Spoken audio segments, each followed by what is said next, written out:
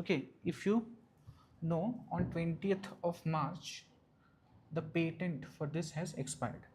So now GLP-1 receptors, which are very famous for weight loss. Okay, GLP-1 receptors that are famous for weight loss, also called weight loss drugs, now they will become much cheaper. Okay, now so patent expiry March 2026. After this, what will happen? Generics will be launched by all these Indian companies. Prices are expected to drop 70 to 90%. Okay, now it will be around 1290, or the entire course will be around 2000 to 3000 rupees per month, which used to be around 14-15,000. Okay, so suddenly it will be slashed by sort of 1/5. Now that is why it is being said that now GLP-1s can become widespread in India, because this is now within the reach of the middle class. Now improves affordability and access, imported amid rising diabetes and obesity burden. Now the entire process of working of GLP-1, see, this we have seen in the classes also. So GLP-1, what it does? Three things, if you remember.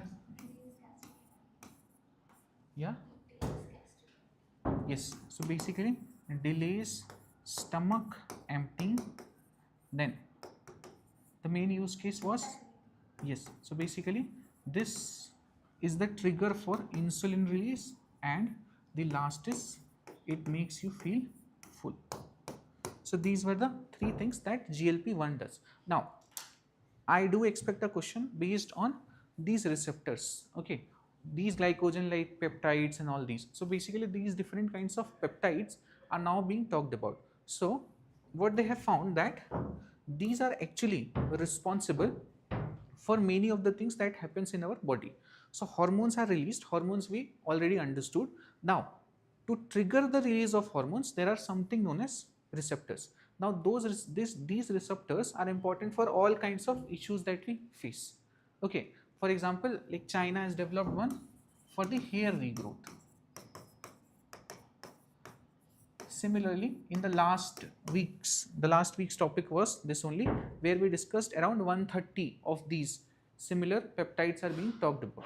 Okay, in the world. Now so this is the start of it, weight loss drugs. This may be the future of how medicine would look like for us. Then so GLP-1 receptors are work against type 2 diabetes and obesity. Now of course when you take it for diabetes, the dosage is much higher, but right now what we are talking around the world, it is about obesity. Okay, then it increases insulin secretion, suppresses appetite, slows gastric emptying, and prescription drug that is under Schedule H. But of course in India now, like right now also, you can get not the generic versions but the other versions also. Just from the medical store you can buy it, which is not very good, but yeah, it is ideally a prescription drug. Then so basically what we do, so this GLP-1 is also found in our body naturally, which does these three things. Now we make long chain forms of this GLP-1, okay, artificially, and then we introduce it to our body. Because of that, what will happen?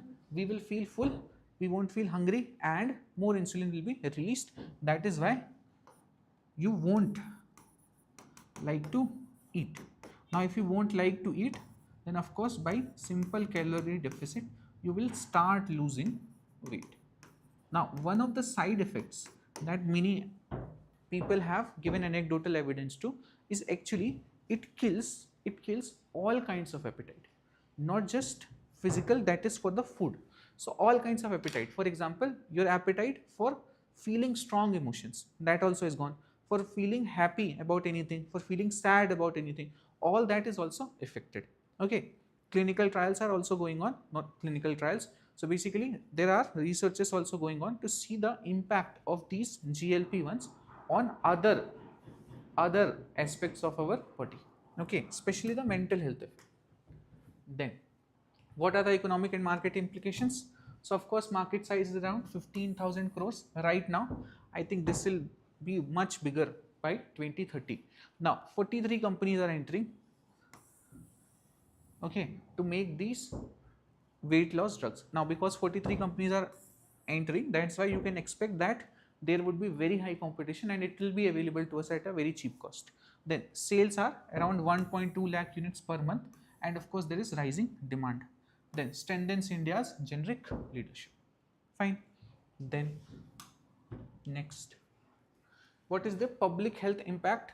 So 101 million diabetics are in India, 254 million are obese, okay, inclusive of abdominal obesity. Now provides glycemic control and weight loss, reduce cardiovascular risk, support preventive healthcare and approach. Now the thing is,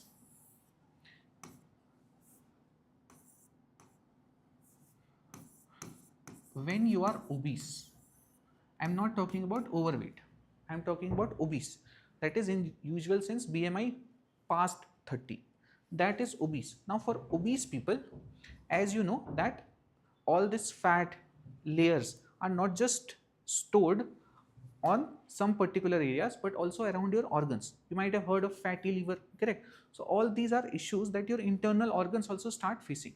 That is why obesity, very high amount of obesity for a very long time, can lead to a plethora of different diseases. That is why, even though people may like it or not, but for obese people this can be a boon. That is, for them it may have some side effect, is that they may not feel that happy, but at least they won't be facing all these diseases. So for them it can work very well. WHO also recommends for obese people only, and recommends that overweight people should take the traditional means for now. Then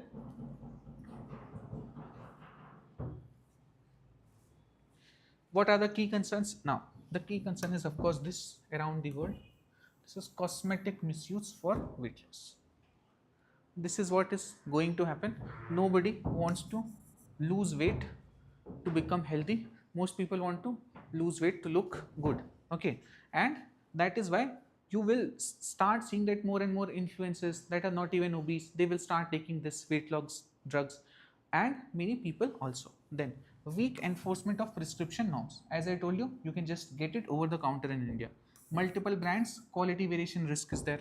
Then side effects, GI issues, pancreatitis, all these, some side effects are coming, but of course they are not peer reviewed papers as of now. So basically the researches are still going on, what might be the effect. Then Western BMI standards unsuitable for Indians, okay. Then long term dependence and compliance issues. Now the thing is that once you get off these weight loss drugs, suddenly your appetite increases back to normal. Some people have also experienced that they are now getting even more appetite than before. Okay, now the issue is that is why this becomes like something that you take every day, okay, and you have to keep taking it. Now for people who are diabetic, who are morbidly obese, for them they anyway have to take medicine every day. They do take medicine, for them it may be working, but for overweight people who are doing just fine in life, they should not be taking it, because when they leave it, suddenly their appetite will rise and people start gaining weight again. Then what should be the way forward? So develop India specific clinical guidelines. Then strengthen CDSCO and pharmacovigilance, so that this is given only on prescription. Then integrate NCP-DCS with lifestyle drugs. All these things should also be included here. Regulate advertising. This. See, in India, now understand this issue, okay. USA, this country actually allows advertising of medicine. Medicine is advertised in USA. all these medicines. Now in India you cannot advertise medicines directly. Okay, now of course for some purposes, for some general use cases, those are allowed, but otherwise in general sense you cannot just start doing advertising of it. For example, you don't see direct ads of some particular medicine on TV. Okay, some very generic ones like Crocin and all you might have seen, but otherwise not. Now in India what is happening, so through influencers the problem has been that this is being advertised without being called an advertisement. So there is no disclaimer by these people that we are advertising this, but they will come and they will make a vlog that today I took this, then for a month I took this, then this happened, that happened, and all this. They are promoting it, but they are not telling it. Okay, if you might have seen, Twitter has also started flagging post that this was actually an advertorial. Okay, then expand screening for obesity, diabetes, so that these real people may be getting this. Then next is National Vaccination Day. So this was on 16th of March, National Vaccination Day. Now, why is National Vaccination Day significant in 2026? So this highlights success of universal immunization program. Okay, UIP. To prevent, in India you are given vaccines, free vaccines for 12 preventable disease, correct? We had written this. Then HPV vaccine drive has also started. This was also in news, correct? This is what? HPV, human papilloma virus. Okay, then indigenous TD vaccine rollout. This also we talked about in one of the current affairs. So basically this is what? Tetanus and diphtheria. So this is a booster dose for TD vaccine that has also been rolled out. Then focus is on near universal immunization and disease elimination. This is the aim. So basically on this day PIB released and other government organizations released their own speeches and everything that what India has achieved with respect to vaccination. Okay,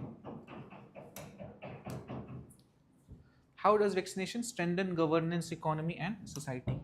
So UIP cover 2.9 crore pregnant women and 2.54 crore newborns annually are vaccinated in India. Okay, then Mission Indradhanush vaccinated 5.46 crore children. Then high economic return. Okay, so WHO talks about this, that vaccines or preventive medicine. So the WHO actually talks about two things. One is preventive medicine and the other is actually community medicine.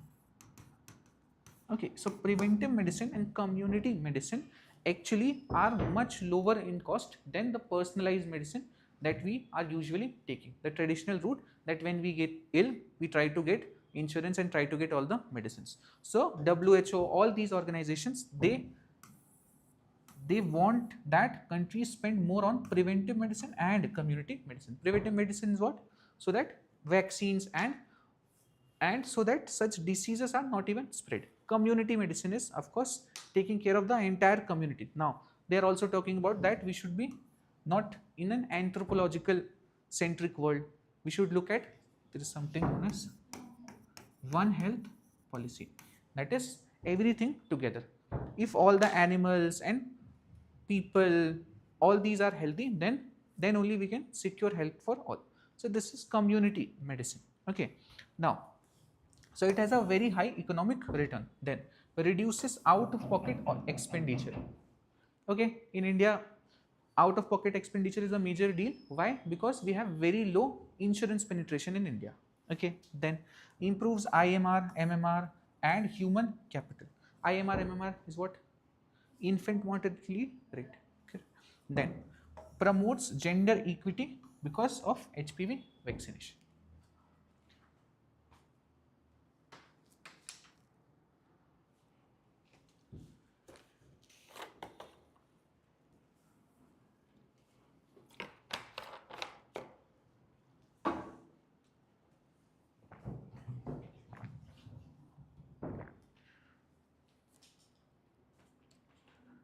Then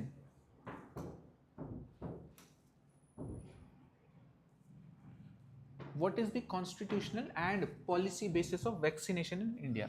So this is Article 21, right to health. Article 47 directs improvement of public health.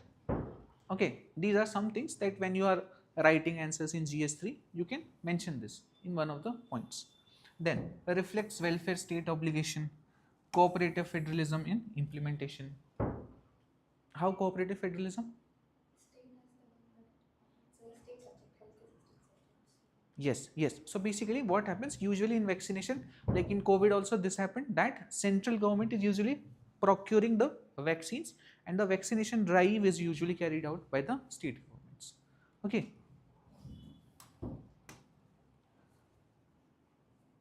Then what are the key achievements and science and tech advancement? Now the coverage increase from 62% in 2015 to 98.4% in 2026. Okay, then zero dose children reduced significantly. Zero dose means who have not gotten any vaccine. Then smallpox eradication, this is a very famous example, and polio elimination. Okay, then digital platforms like Even, Covin, Uvin, Allwin. India supplies 60% of the global vaccines. Then indigenous vaccines developed, for example, this TD 2026 is now the indigenous one that will be giving as a booster dose. Why this D is small? Why this D is small? Huh? So you might have seen this DPT vaccine. This is diphtheria, pertussis and tetanus. Correct. Here D is capital. Here actually what happens? So diphtheria has a smaller dose here, and tetanus has the full dose. So this is a booster vaccine that they are giving. Now with tetanus, the issue is that you have to give a lot of vaccine. Okay, in one of the lectures of current affairs, I have explained that the problem with tetanus is even a very small amount of tetanus is a viroid, can cause you tetanus. That is why immunity does not work. Okay, tetanus is one of the very few common diseases where immunity, the normal immunity, you understand now, primary immunity, secondary immunity, that does not work. Why? Because before it could trigger your immunity, you will already, because it is so toxic, you will get tetanus. So that is why in tetanus you have to take vaccines again and again. That is why if you get hurt, let's say you fall down on the ground and then you go to a doctor asks you that have you got a tetanus vaccine in the last year or last 2-3 years. Why he is asking you? Otherwise, let's say he should be asking you, have you ever gotten tetanus? Because natural immunity does not work. So you have to take vaccination. Now this vaccination has to be regular. And that is why when we were taking a booster dose, we are giving the full doses of tetanus, but only smaller doses of diphtheria. Okay. Then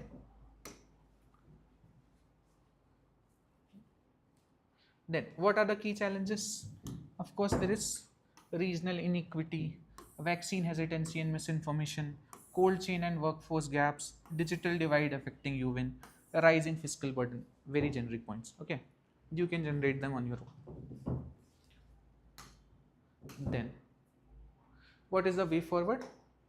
Now, life cycle immunization. Now, the thing is that in India, immunization is very strongly concentrated only in children, which is in most countries. But the thing is that in our universal immunization program, except for pregnant women, we don't even have vaccines that are to be administered to adults. During COVID, it was a very anomalous scenario. Otherwise, we are not giving regular vaccines. Like, do you have a schedule for your vaccination? Correct. From many years you don't have. Correct. So this is the thing, that adult and especially elderly vaccine is missing in India. Then AI driven targeting of zero dose population. Then strengthen last mile delivery, integrate UWIN with digital health systems, promote indigenous R&D and PPP, public private partnership.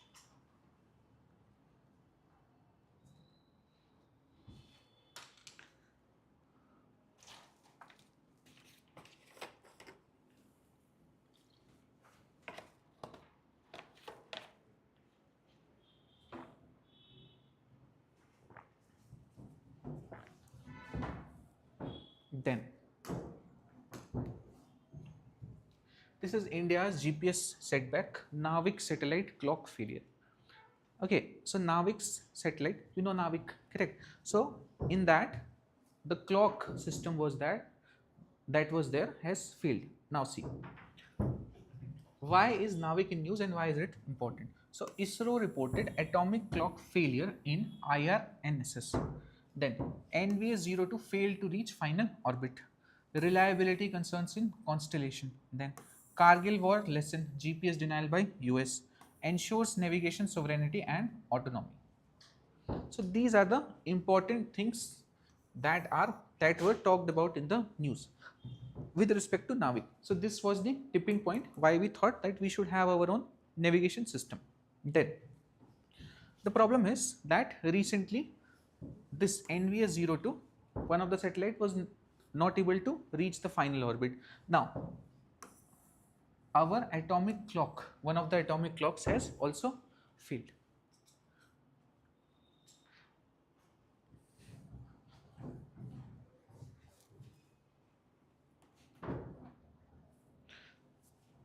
Now, first let's understand what is an atomic clock and then we'll see why the failure is so important.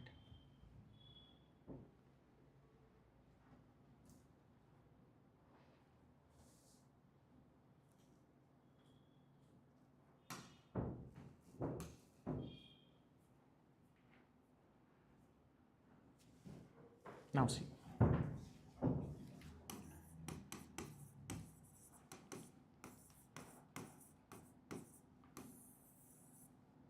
See, one thing everybody knows that they are very accurate. How accurate? So, it is said that they will probably get an error of 1 second in 1 million years. If I remember correctly, error of less than 1 second in millions of years. Yes. So, 1 second error, even lesser than this. Okay, this is the error rate. So almost error free. Now, why are atomic clocks error free? Why do you think they are error free? Now, understand this. So, atomic clocks, for example, let's say made up of uses cesium, rubidium atoms. Now, the thing is, see this. So basically, let's say this is cesium atom. Now, what is done here? Now, microwaves are, let's say, pass through it. Now, these microwaves are at perfect frequency that can cause resonance here. Resonance, that means it will exactly move with it. Now, what happens? So, scientists have found that, let's say these are two layers. So, electrons will move from here to here and then they will come back. This goes on.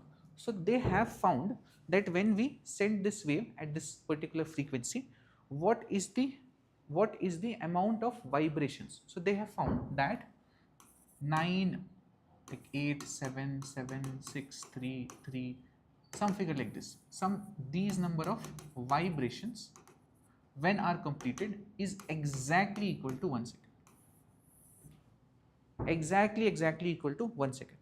Now, because this is based on something at an atomic level, that is why this does not change. So if these many number of vibrations are secured, you are sure that this is exactly 1 second.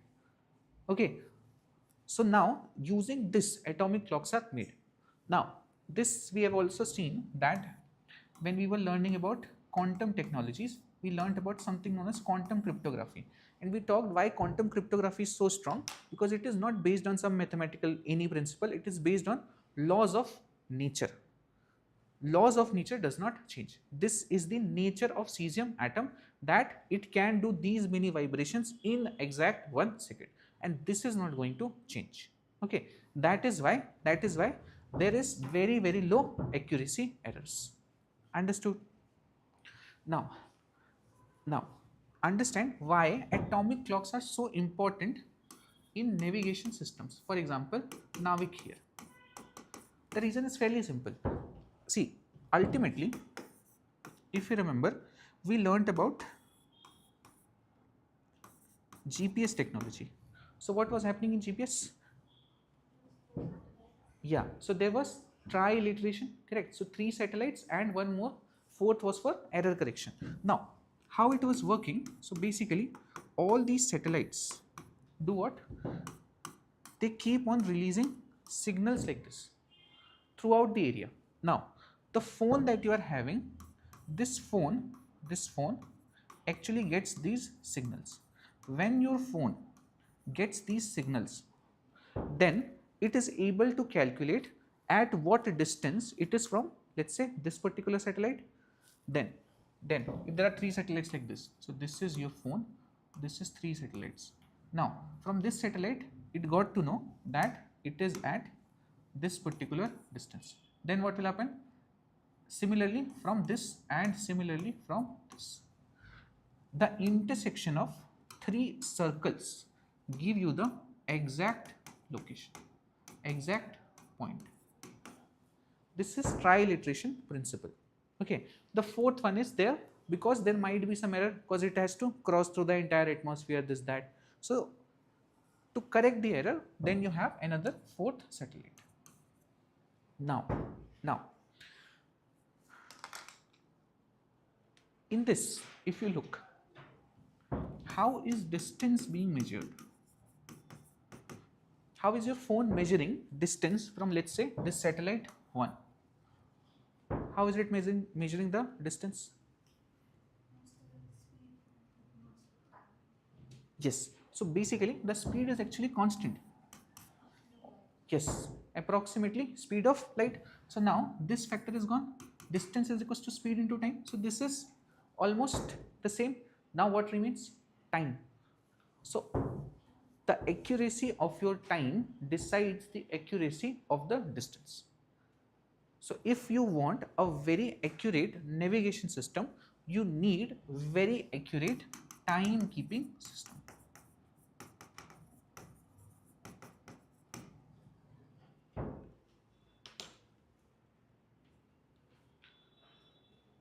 Okay, so because you need a very accurate timekeeping system to get the accurate distances, that is why atomic clocks are placed in these satellites in these navigation satellites, and that is why they are so important.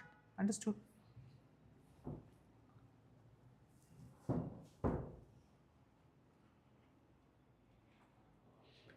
Okay, then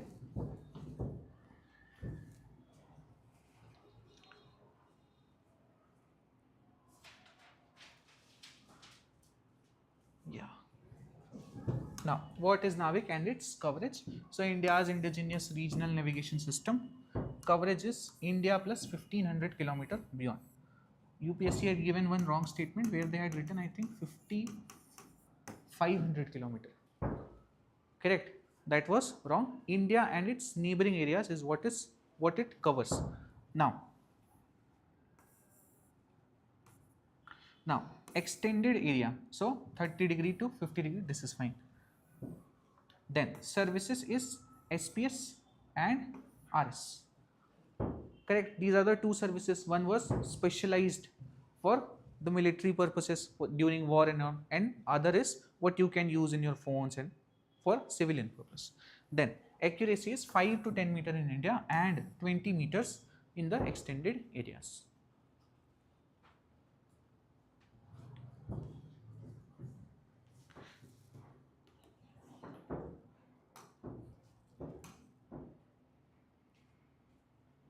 Navik has satellites where? Placed in which orbit?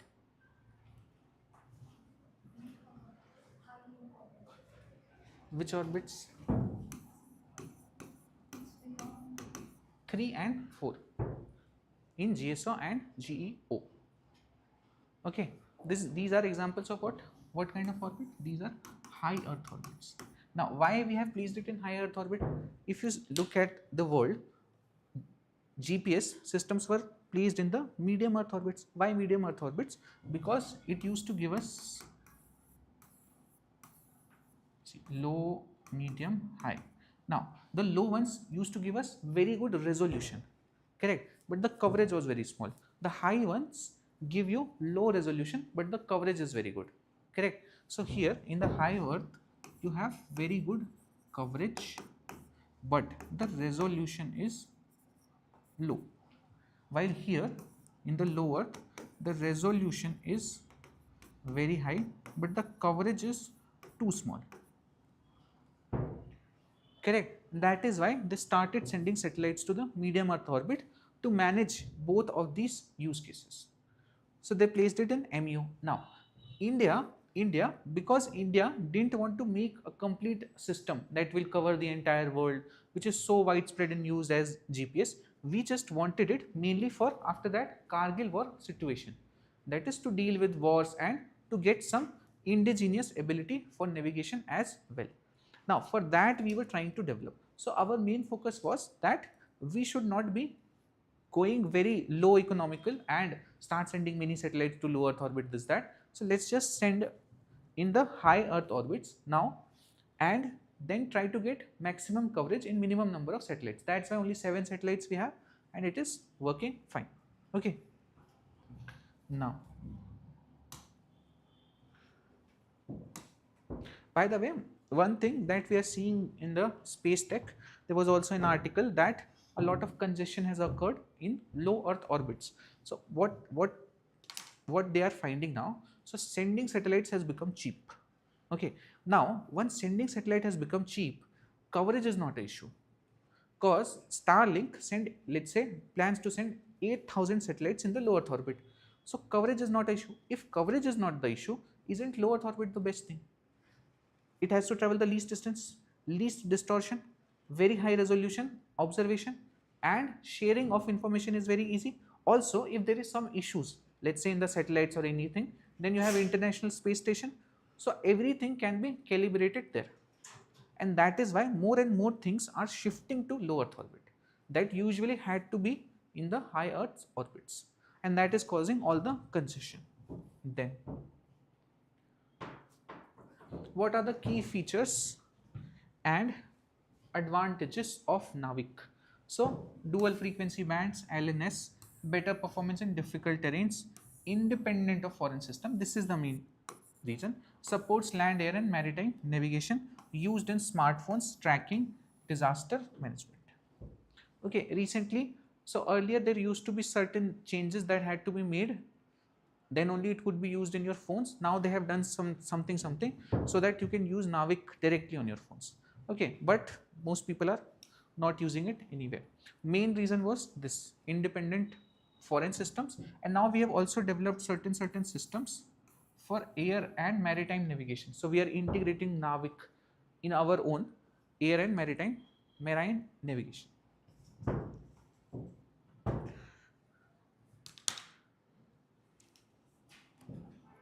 Then, what is the status? So these are different satellites. Satellite names are not very important. So this series faced atomic clock failures. Then this actually failed and was replaced by this. Then NVS-01 is operational with indigenous clock. Then NVS-02 faced orbital issue.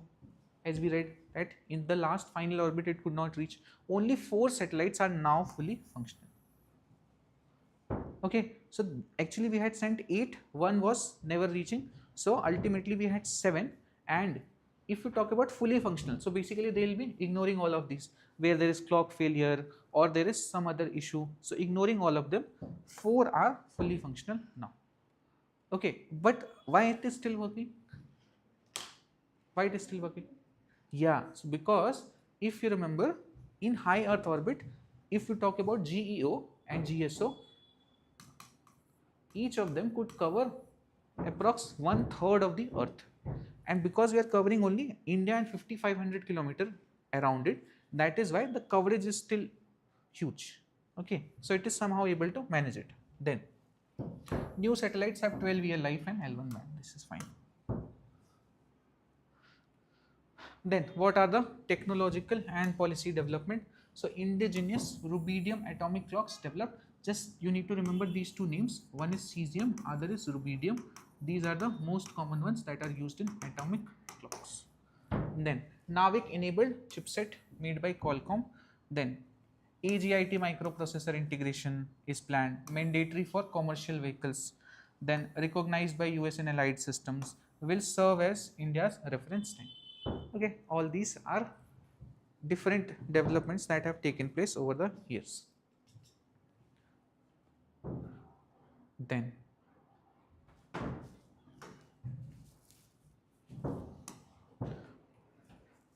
what are atomic clocks? Okay, we have done this. Ultra precise clock based on atomic vibrations, error less than 1, this is done, 1 second in 1 million years, measures signal travel time for positioning, understood. Then critical for GPS or NAVIC accuracy, used in spacecraft tracking and deep space missions, because they also have to measure how far is this now, now we are observing this. So everywhere, what you are essentially doing, like we learnt about in one of the classes about how we recognize extraterrestrial planets. Okay, yes, so basically that also ultimately what you are measuring, time measuring becomes the most important thing there also. So all those predictions, everything is made using time. Then next is this topic of small hydro power development scheme. This is the fourth topic or fifth topic? Fourth topic, yes. Small hydropower development scheme. Now, very small scheme. So basically, what has happened? Now, one thing is important that I think when did they do it? I don't remember the year, but earlier, large hydro weren't part of renewable energy. But now government has also included large hydro in renewable energy. Okay, why it was earlier not considered? Because it is environmentally too damaging. Dams are actually a major cause of floods, okay, in the lower riparian buffer areas. Okay, upper lower in geography. Okay, now of course everything has issues, like not just dams, anything like the flowing water, if you're trying to stop it, that also has issues. Correct, you might have heard of dolphins that are getting affected by these, correct? Okay, then approved for financial year 2026 to 31 with this outlay. Target is 1500 megawatt capacity. Okay, covers project of 1 to 25 megawatt. Now focus is on hilly areas, northeast India and border districts. It promotes decentralized clean energy.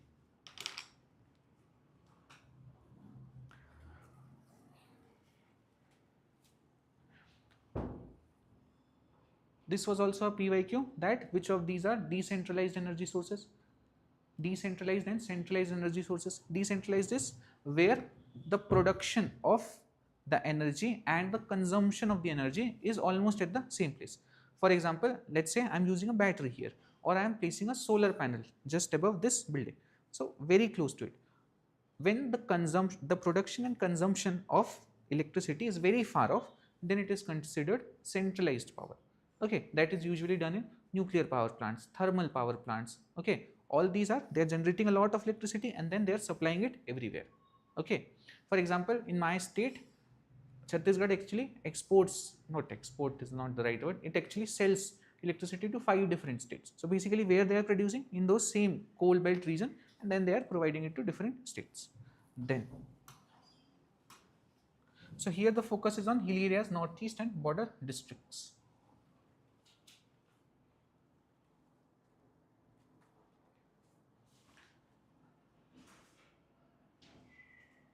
Then what are the key financial provisions? So northeast and border areas 3.6, all these data is not very important for us. Okay, then other states is 2.4, 20% of the cost. So basically 30% of the cost is being given for northeast and border areas, for other states it's just 20%. Okay, then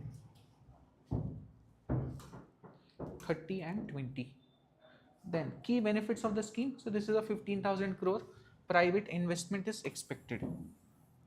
Okay, so some is government outlay, but because these are small hydro plants that will be made, this will also require private investment. So they expect that private sector will also take part in it, and this much investment will come. 51 lakh percent days employment. What does this mean? Percent days? Huh? Percent days employment. This you read in Manrega. In Manrega we count it like this. Yes. Okay, then rural livelihoods. So basically 40 to 60-year projects. Then low displacement and minimal deforestation. Why it can write so? Because this is small hydro. Then lower transmission losses, because this is decentralized. Transmission losses is a huge cause of, for example, especially discoms. These are power companies that are distributing energy. Now discoms actually show very high AT&T losses. This is transmission losses. Okay, now some discoms show losses as big as 30%. Okay, so this is the reason most of them are discoms are usually under debt all the time. Why? Because government is all the time giving subsidies, correct, to people. 200 units are free. Now during this is that much free, during elections is this much free. So all this goes on now. But the electricity, so usually what happens, there is a power generation company, same company of the government also. This power generation company will sell it to this. In the middle you also have sometimes power transmission companies. So now discoms get it. Discoms has to pay the price, because power generation companies, they want to maintain their own things. So now they are profitable, they are doing just fine. Okay, they are doing just fine. Now discoms take at a cost that is agreed by the government, but actually sells it at a much cheaper cost. Now what will happen? This will always mean losses, always in debt, always dependent on governments. Okay, then 100% indigenous equipment which will make India Atmanirbhar.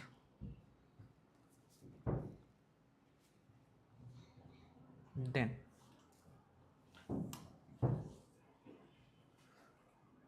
next is National Quantum Mission.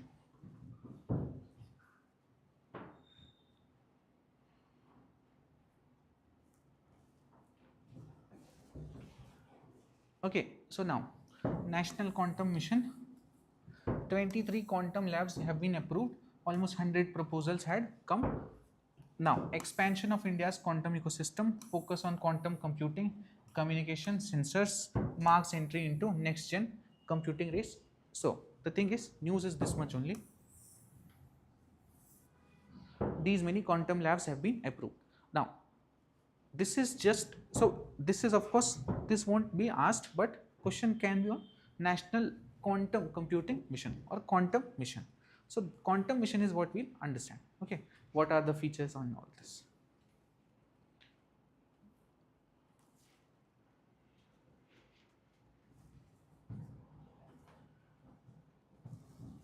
Now, so first thing is outlay. Okay, so outlay of 6,000 crores under Department of Science and Technology, quantum hubs and teaching labs. Target is 50 to 1000 qubit quantum computers. Qubit is what? Like you have bit for computers, you have qubit for. What are the values possible for qubit? Huh? It was 0 or 1 or any interrelation between 0 and 1. Interrelation as in the possibility of being 0 or 1, the probability of being 0 or 1, those are also there. Okay, qubits are also based on something known as quantum superposition, because it can be 0 and 1 at the same time, remember, correct? Now next thing is satellite based QKD for secure communication. QKD is what? quantum cryptography, quantum key distribution, QKD is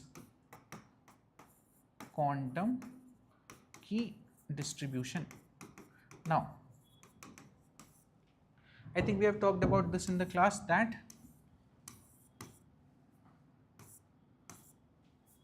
with the advent of quantum technology, because they bring in such high processing power, very high processing power, what will happen? All the traditional cryptography that we have, that is based on some kind of complex mathematical algorithm, this will get broken. Okay, some complex mathematical algorithm is there. Now it is very difficult to guess it. Correct. One very famous example of this is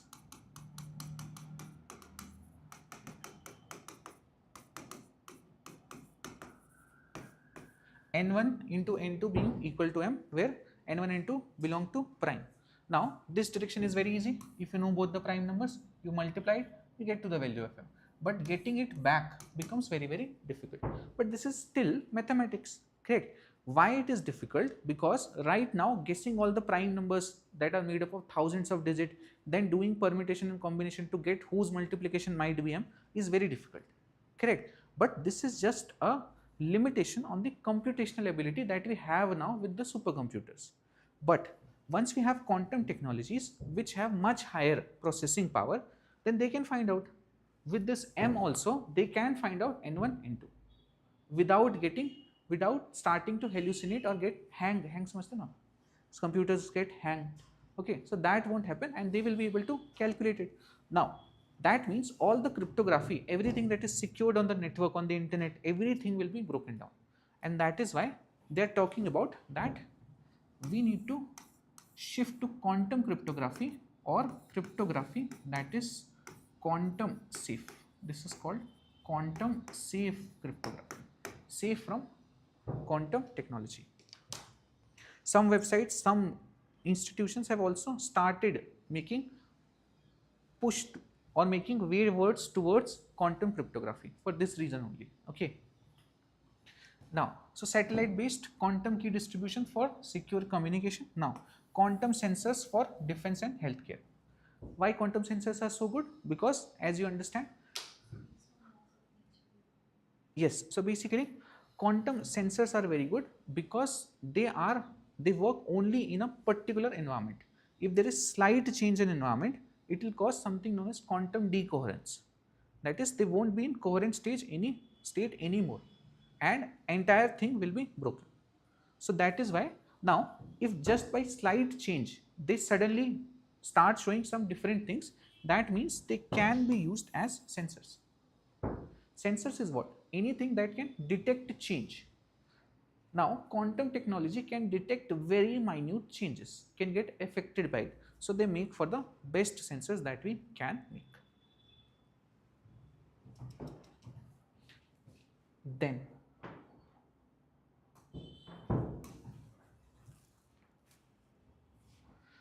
Then what are the significance of NQM? See, unhackable communication for defense. Why it is being called unhackable?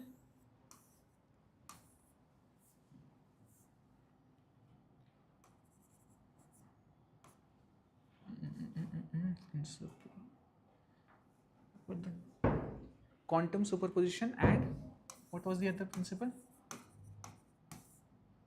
Quantum superposition. What was the other principle? Entanglement. Sorry. Quantum entanglement. Now, because they're based on quantum entanglement, now if anybody tries to make small changes here and there, now because they're not bound by any kind of normal systems, suddenly what will happen? Entanglement will be broken. Entanglement broken. Now this comes from laws of physics itself. So this right now at the present level of technology, human cannot manage. We are not able to manage when things become quantum de-entangled or when they become quantum entangled.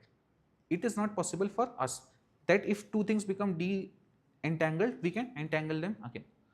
We cannot do this, correct? So basically this makes them almost unhackable in every way. Now, large economic potential, this is fine. Okay, builds research and skilled workforce, reduces dependence on foreign tech. This is the significance of NQM. Actually, in scientific communities, there is also talks about, see, quantum technologies, and there is something known as string theory. Okay, these two are being talked about in the scientific community, that this is a waste of time. That is, we are not getting results from them from a very long time. So we have invested many decades in it, but the problem with quantum technology is the quantum decoherence, that you are not able to get it in many practical use cases till now.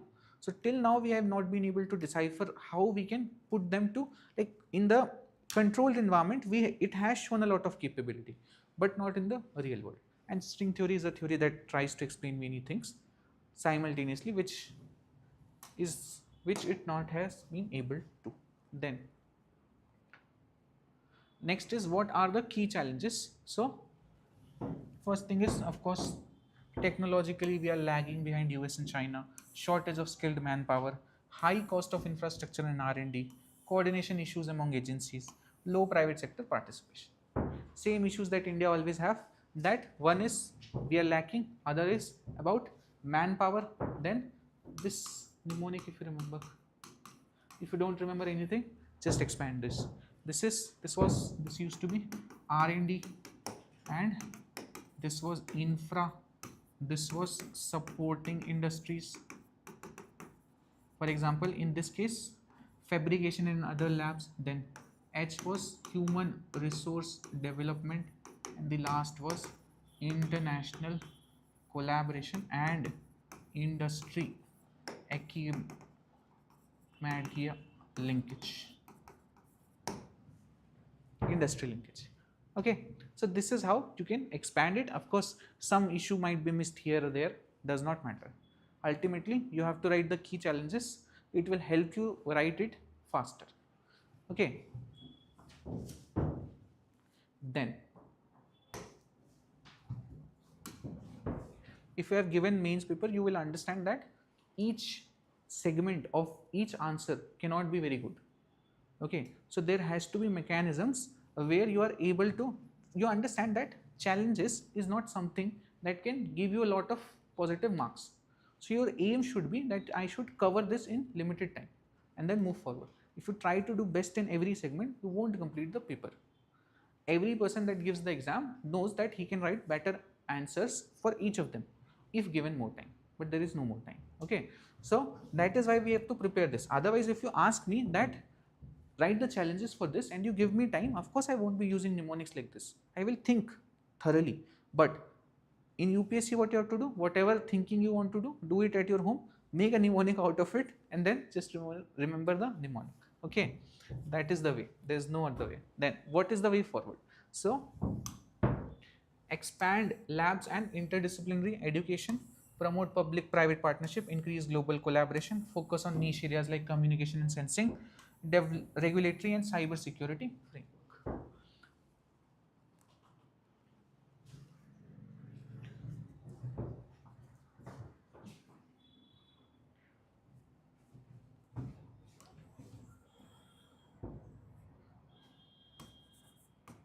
This is actually a very important thing that Indian higher education systems misses.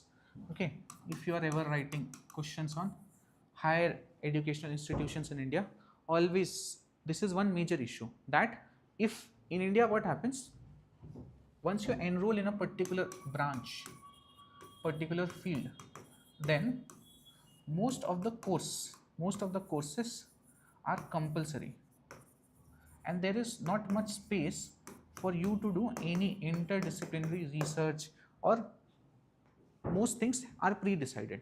Okay, at least in the premier colleges you get some electives.